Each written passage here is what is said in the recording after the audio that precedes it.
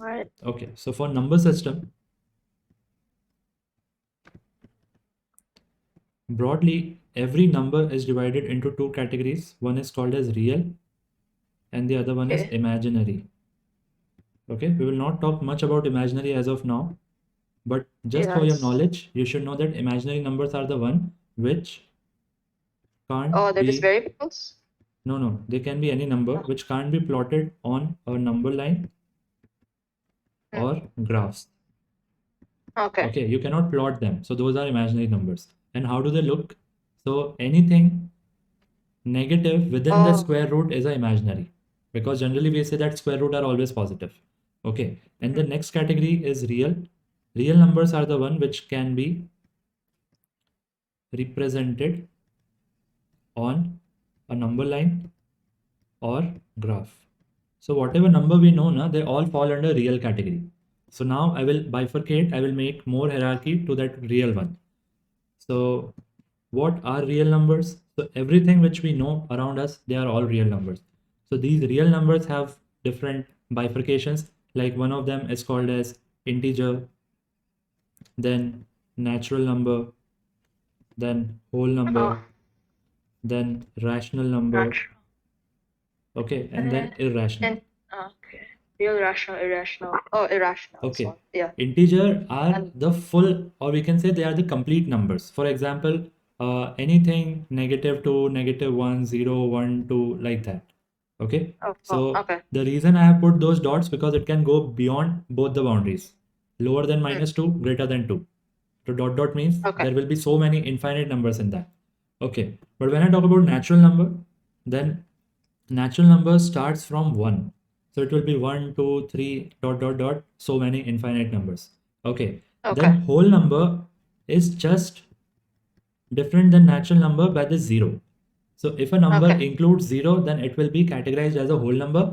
If not, then natural number. And if you look at natural and whole number, they are under integer only because they came from integer itself. Can you see that? Hmm. Yeah, Okay. integer is just synonymous to number, right? Yeah, the full complete number, which is not a decimal number. Hmm. Okay.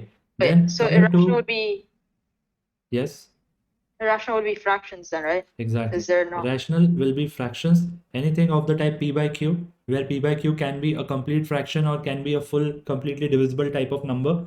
Even all integers falls under rational number. I can write 2 Okay. as 2 by 1. Okay, Yeah. so broadly, anything which can be written as p by q form, whether it is 2 by 1, 4 by 7, 3 by 9, whatever, they all falls under rational number. Now, Okay.